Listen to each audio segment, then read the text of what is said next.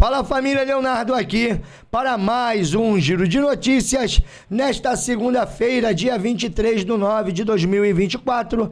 Logo pela manhã eu colo aqui com as últimas atualizações do Vasco da Gama e nesse vídeo vamos falar muito sobre Vasco e Palmeiras. Creio que você do outro lado, assim também como eu estou aqui, bem irritado com tudo que aconteceu, porque se já não bastasse nós convivermos com o Vasco da Gama sempre entregando um joguinho, principalmente quando é um jogo dessa importância, ainda temos que conviver com os erros de arbitragem, com os erros do VAR, e ninguém está aguentando mais. Verratti andou desabafando, Marcelo Santana promete tomar uma providência junto com a diretoria do Vasco, e até o Rafael Paiva reconheceu o erro do Rayan, e eu acho que já vale o debate. Rayan tem que ser titular, está pronto para poder ser titular, e como é que o Vasco vai para essa próxima partida contra o Cruzeiro? Porque o Vasco agora tem 35 pontos, não vence no campeonato.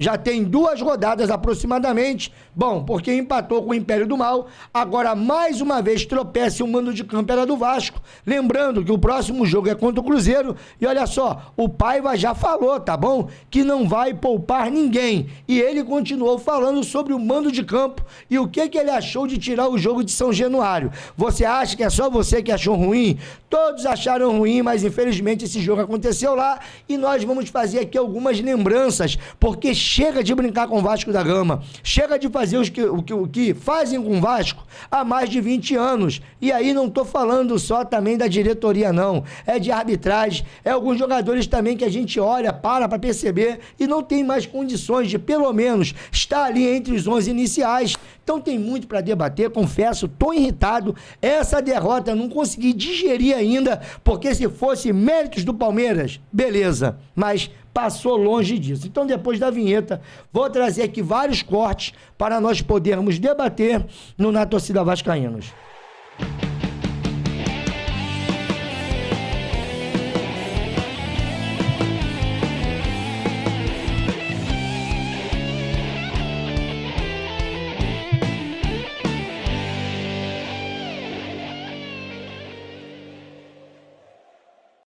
Voltamos aqui, Leonardo, canal da Torcida Vascaínos. Muito obrigado aos mais de 99 mil inscritos aqui.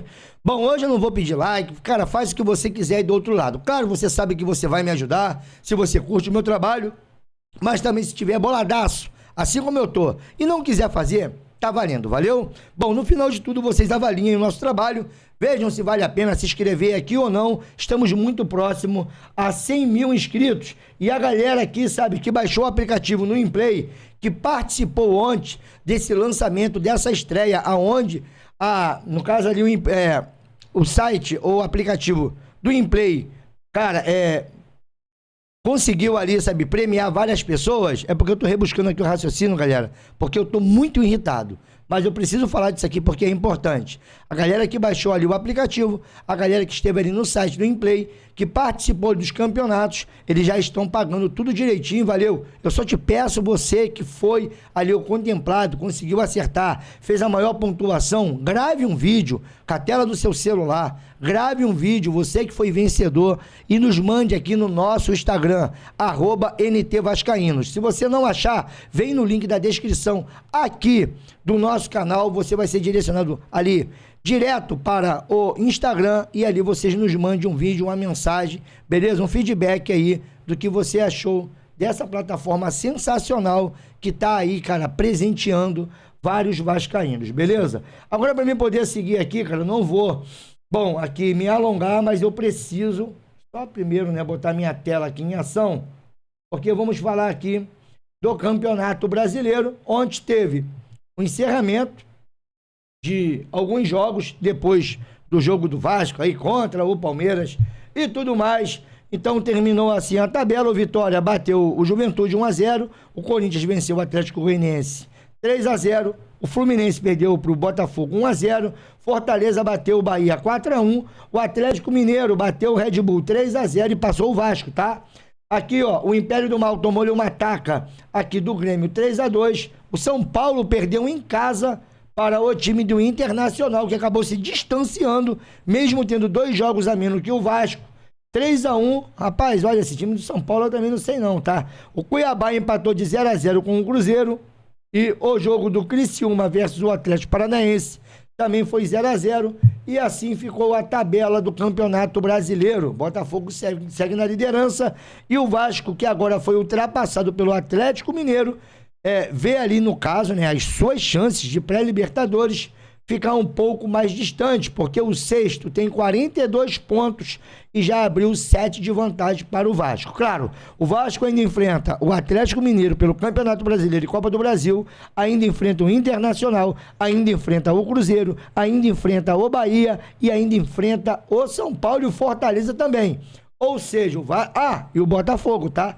Então o Vasco vai pegar todos esses times aqui da parte de cima da tabela. E uma coisa, meu irmão, que não pode acontecer, primeiro eu vou falar aqui do erro da arbitragem. Já eu vou vir no Rayan, porque na ordem cronológica eu teria que falar primeiro do Rayan. Mas como eu quero trazer aqui primeiro esse lance aqui, cara, que até agora eu estou em dúvida. Porque como é que pode? Fora da área é falta. Dentro da área não é pênalti. Ah, mas o VAR chamou, revisou. Cara, não importa. O cara marcou a situação de falta dentro de campo. A única coisa que o VAR tinha que fazer era indicar que era dentro da área. Agora, se ele já teve a interpretação do lance, por que ele teve que ir lá no telão para poder mudar de ideia? Mas foi isso que aconteceu. Emerson Rodrigues acelera, bateu. Aqui.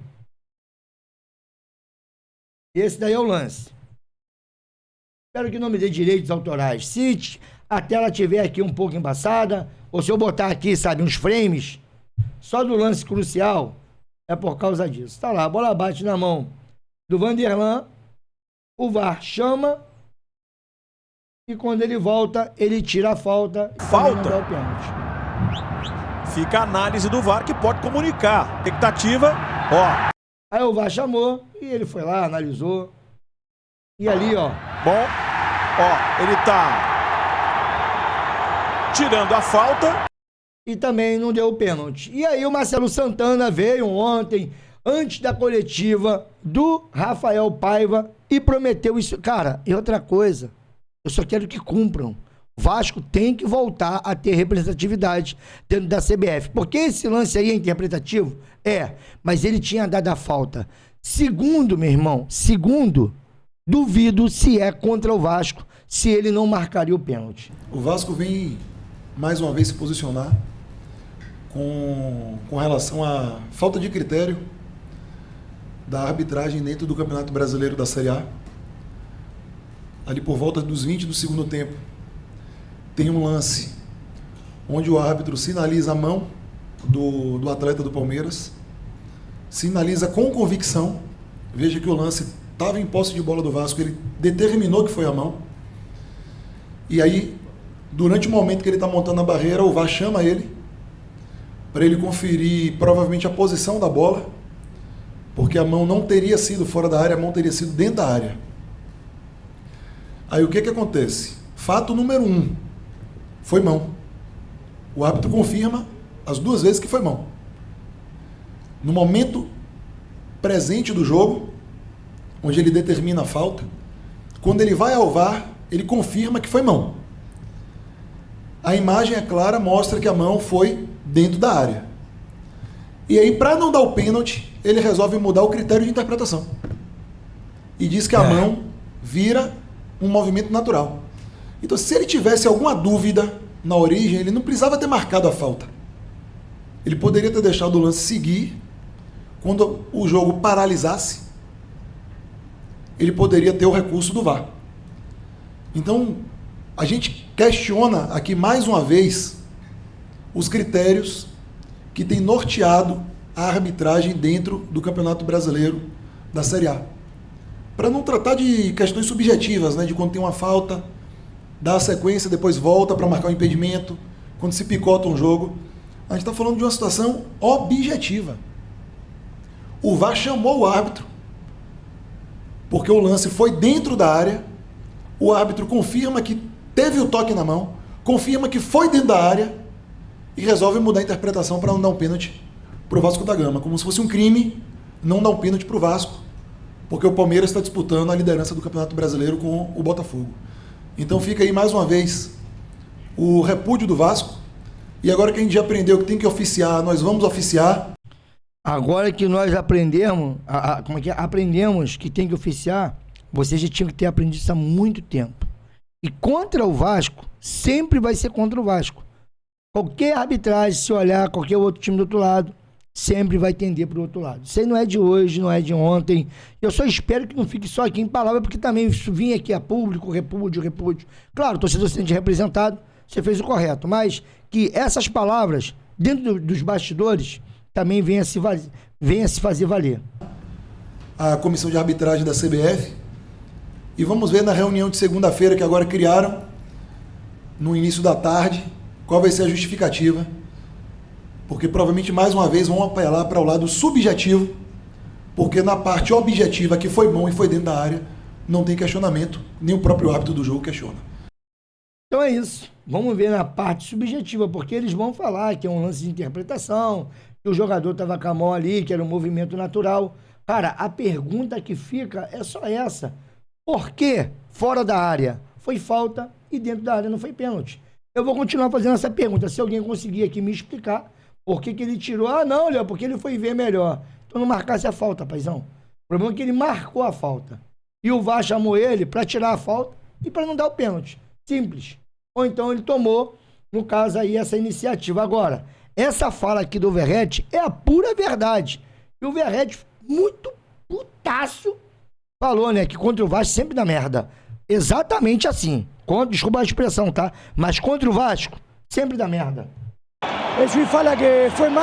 Quero dar os créditos aqui ao Esportes Legendados. Canal muito maneiro. Se você gosta desse tipo de conteúdo, vai lá e segue os caras, valeu? @Esportes Legendados. Legendário aqui essa parte do Verratti. Vamos lá. O juiz fala que foi mano, pero fue afuera del área. Depois me saca cartão amarelo a mim. Fala que foi mão e foi fora da área. Depois ele vai me dar um cartão amarelo. La verdad que es una jugada clara que podía haber cambiado el rumbo del show. Y con Palmeiras siempre acontece, no sé por qué, pero es muy difícil dar pelea de esta manera. Pero la situación fue un penal claro, lo llaman del VAR. Le pregunto qué cobró y fala que fue afuera del área. 70.000 personas, ni lo de Palmeiras lo podían creer. La verdad que es una vergüenza. Siempre que este chuino dirige, da mierda para nosotros. Aí, viu? Sempre que tem ali, no caso, a interferência do juiz, dá merda para nós. Aí ele vai falar, já joguei 3 vezes contra o Palmeiras.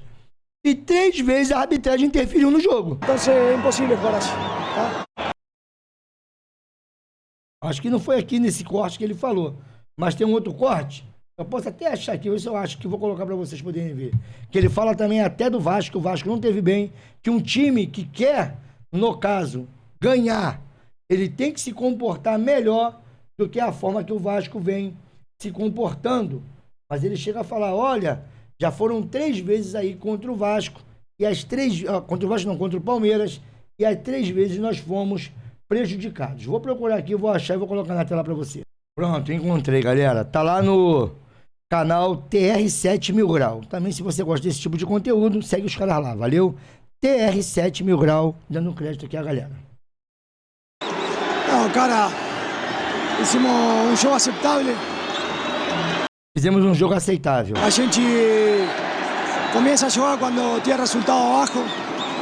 A gente começa a jogar depois que o Vasco, né, não tem um resultado. Acho que se queremos brigar por coisas importantes, tem que ter um posicionamento um pouco mais ofensivo. O Vasco quer brigar por coisas importantes, tem que ter um posicionamento um pouco mais ofensivo. De começo do jogo, de início do jogo, não quando a gente vai 0-1 abaixo. Isso tem que ser no início do jogo, não quando o Vasco já está perdendo de 1-0. Nesse aspecto a gente tem que melhorar. Esse aspecto tem que melhorar. Outra vez acontece um lance com Palmeiras. Joguei 3 jogos com isso. Os 3 jogos foram beneficiados por el árbitro. Joguei 3 jogos contra o Palmeiras. E 3 jogos o Palmeiras foi beneficiado pelo árbitro. O resto você já ouviu. Que é sempre dessa forma e é muito difícil. E, cara, realmente, cara, não tem muita explicação sobre isso.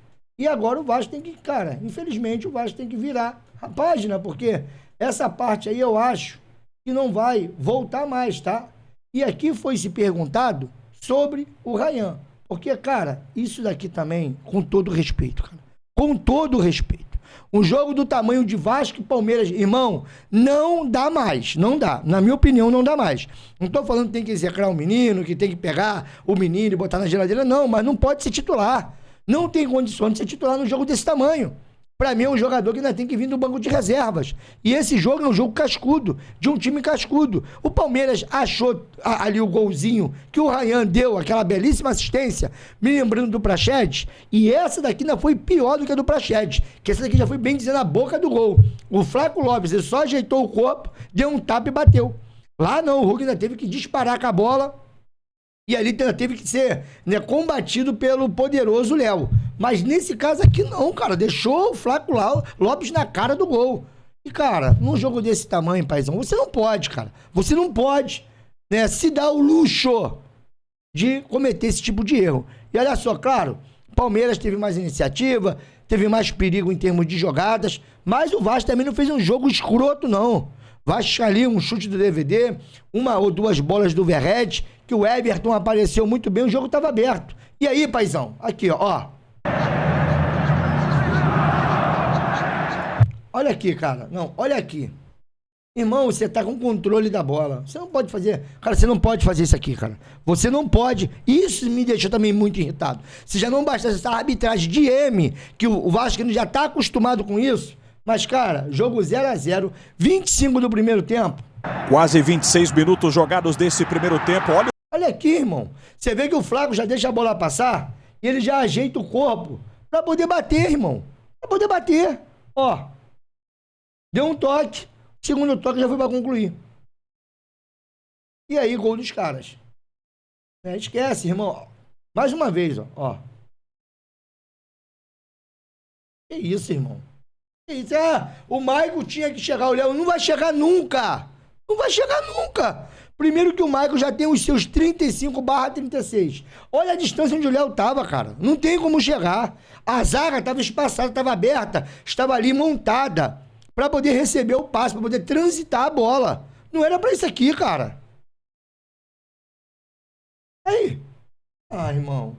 E aí, bom, o Rafael Paiva, ele foi perguntado a respeito do erro do Vasco e também do erro do Rayhan. Analisasse esse jogo, né, um jogo... Dando os créditos aqui, pergunta vai ser do Joel Silva e do Mário Coelho. Valeu, galera? Muito parelho, que foi decidido num lance, né, infeliz do Rayhan no primeiro tempo. Eu queria saber o que de aprendizado que se tira dessa partida. O Vasco enfrentando mais um time da parte de cima da tabela e não conseguindo uma vitória. Até que ponto isso incomoda, digamos assim? Mais uma vez, obrigado aí pela... Porra, me incomoda pra caraca, irmão. Sim, eu acho que fica, mais uma vez, como eu tenho falado nos últimos jogos, a nossa capacidade de jogar contra qualquer equipe, né, nessa competição do Campeonato Brasileiro. Acho que a gente conseguiu fazer realmente um jogo parelho, equilibrado. A gente conseguiu, no segundo tempo, empurrar o Palmeiras para trás. A gente criou oportunidades, foi contra-atacado. O Palmeiras é uma grande equipe, não tem que ficar falando aqui da capacidade que tem também para terminar jogadas.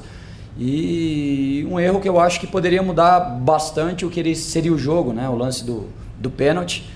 E fica, a gente está buscando evoluir a nossa equipe, a gente está tentando jogar contra todo mundo. Então, a gente falou muito entre nós na semana de a gente tem que jogar, a gente tem que buscar o gol, a gente tem que colocar a bola no chão.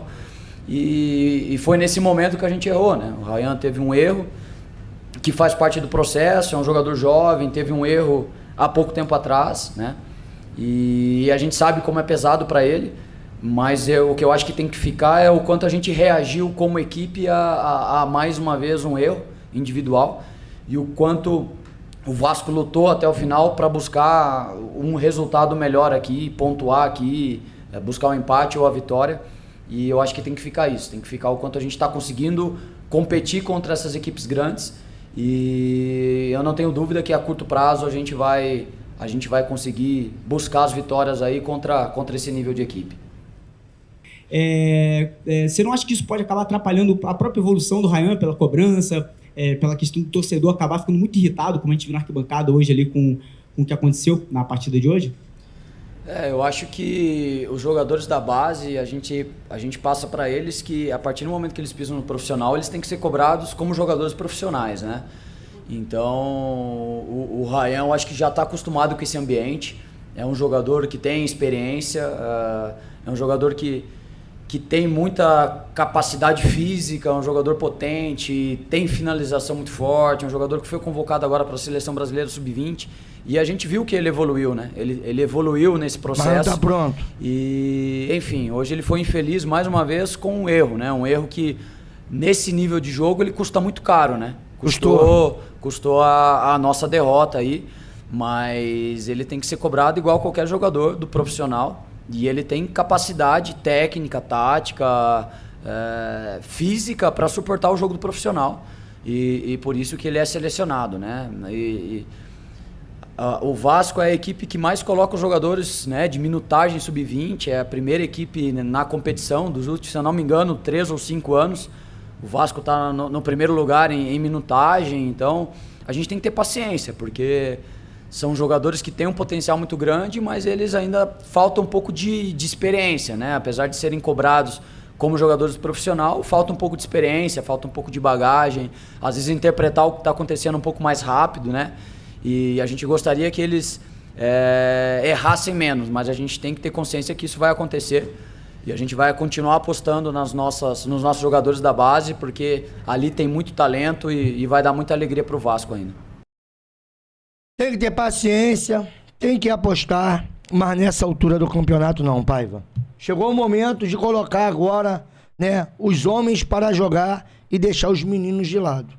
Não estou falando aqui de caráter, sabe? Quando nós falamos de homens, homens maduros, experientes no futebol. E está provado que o Ryan não é, entendeu? Precisa maturar. E não é nesse tipo de jogo que ele vai maturar, irmão. Felizmente, é aquilo que eu sempre digo. Menino da base não tem que ser solução. Se contratou, coloca os contratados. Menino da base, para virar solução, ele tem que estar pedindo passagem. É igual o caso do Estevão lá no Palmeiras e não é o caso do Ryan. Menino da base é para entrar na boa. É para entrar, de repente, no segundo tempo. Entrou no segundo tempo contra o time do Império do Mal, foi muito bem. Entrou lá no segundo tempo, pelo menos naquele jogo do Atlético Paranaense, foi muito bem. Mas não pode ser uma solução, não pode ser a tônica pro Vasco aí, porque isso custa muito caro. Bom, pelo menos isso aqui custou muito caro, mas não foi para o bolso do Vasco da Gama. Foi aí para o bolso da empresa, que só de renda bruta, ontem, faturou mais de 7 milhões e 500 mil reais. Para mandar esse jogo, bom, meio a meio, né, paizão? Cara, eu tenho certeza, se bota fechado só para a torcida do Vasco, Vasco lotaria também todas as suas dependências. E o Vasco recebeu 1 milhão, mas a renda bruta do evento foi de 7,5 milhões de reais. E aí, quem é que tá rindo à toa? Porque, pelo que eu entendi do Rafael Paiva, ele não está, tá? Eu queria saber de você se foi prejudicial essa partida aqui, sendo que o Vasco era mandante. Eu não tenho dúvida nenhuma que jogar em São Januário não tem lugar melhor do que São Januário para o Vasco jogar, né? Lá realmente é um caldeirão, é uma atmosfera completamente diferente que a gente não consegue ter em nenhum outro lugar, né? Então, de fato, jogar em São Januário é um peso muito grande para a gente, nos empurra demais a torcida e lá a gente tem certeza que é algo que deixa a gente mais forte ainda, né? O fator jogar em casa. Mas a gente tem que colocar aqui que a torcida também nos empurrou bastante. É um estádio que tem a tua história, claro que é um estádio neutro, até pelos ingressos divididos ali, então vira um estádio neutro e a gente não tem dúvida que São Januário a gente é muito mais forte, vai nos empurrar muito mais, então quanto mais a gente puder jogar lá. Quanto mais a gente puder jogar lá em São Januário, a gente sabe que a nossa força fica muito maior. Preciso falar mais alguma coisa? Alguém precisa falar mais alguma coisa? Mas esse senhor aqui que se dizia vascaíno, não, porque olha, eu conheço o Vasco, parece que ele não entendia disso daí. Porque esse mando de campo foi vendido por essa empresa aí, picareta, que saiu e para mim poder seguir aqui. Bom, já contra o Cruzeiro, pelo menos o Cruzeiro não tem técnico, tá? Essa informação foi ali repercutida pelo News Almirante e está confirmada, pelo menos, cadê? Deve estar por aqui. Lá no site do próprio Cruzeiro, ou pelo menos aqui no Blue Sky do Cruzeiro, já foi confirmado, tá? Que o Fernando Seabra não é mais técnico do Cruzeiro. Então o Vasco pode pegar de repente aí o Cruzeiro, que vai se preparar para essa partida, que precisa dar uma resposta. No caso, o Cruzeiro que busca ali uma classificação melhor também no Campeonato Brasileiro. Se você parar para olhar a tabela, e aqui, né, o Cruzeiro vai tentar aí bater o Vasco da Gama, o Cruzeiro que tem 42 pontos. E também aqui, né, juntamente conosco, 27ª rodada, mas o Vasco tem um jogo a menos que o Cruzeiro, tá bom? Então fica aqui, cara, né, esses pontos, porque se você for parar para analisar o ano passado e esse ano, o Vasco tá melhor. Nessa altura do campeonato, o Vasco só tinha 30 pontos, estava ali lutando ferozmente para não cair. Bom, pelo menos esse ano o Vasco tem 35 pontos, mas se você olhar para o Corinthians, que é o primeiro na zona, tem 28. Então a diferença que era de 10 caiu para 7. E olha só, o Vasco tem que vencer o Cruzeiro, porque essa diferença aqui, ela pode vir para 4, tá bom? Por isso que esse jogo contra o Cruzeiro é aquilo, né?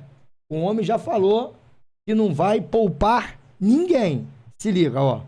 Paiva, eu queria que você falasse sobre a estreia do Maxime Domingues. Hoje, né, ele foi contratado jogando pela ponta direita, meia direita, lá no Gil Vicente. E hoje podemos observar ele um pouco mais atrás, como um meia, um volante. Eu queria que você avaliasse essa possibilidade de jogar com ele em mais de uma posição. Mas existe algum planejamento de poupar jogadores, tendo em vista o jogo na sequência contra o Atlético pela Copa do Brasil? Se já existe isso, e se você tem uma prioridade a partir do momento que vai afunilando para a proximidade desse jogo. Obrigado.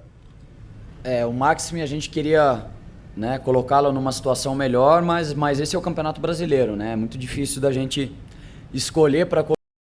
Vou pular logo para a parte de poupar ou não. O Matheus entrou muito bem, Cocão também, e o Rafa no final do jogo, por colocá-lo ali, né? E é muito recente a chegada dele aí, muito alta, é um jogador que passa, encaixar ele onde se enquadra melhor na equipe, né? Mas é mais um jogador que veio para agregar muito. A respeito das competições, eu acho que o Vasco não tem que escolher, a gente tem que jogar todo jogo como se fosse uma final, como se fosse um mata-mata. É importante a gente ir bem no Brasileiro, a gente precisa dar resposta, a gente quer tá melhor colocado na tabela. E a Copa do Brasil é um campeonato importantíssimo, a gente não vai priorizar nenhuma, a gente vai com força máxima em todos os jogos.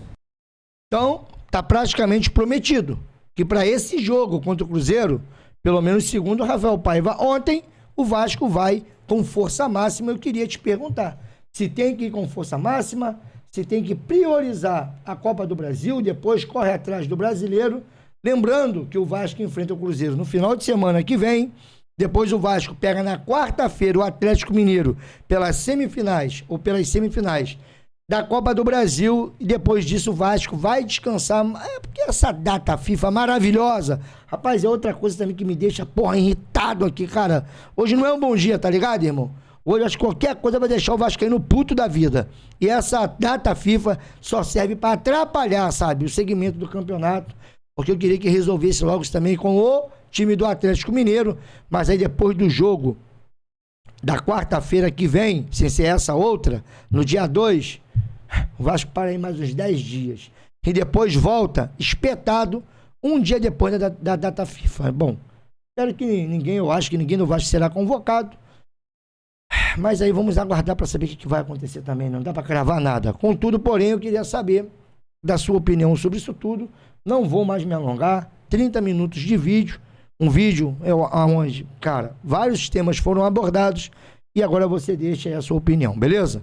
Vou meter meu pé, mais tarde eu volto aqui lá para as 6 horas para saber como é que foi essa reunião da CBF, se aconteceu alguma coisa, porque hoje tem, irmão, vamos ver se tem mesmo. Foi que foi, galera.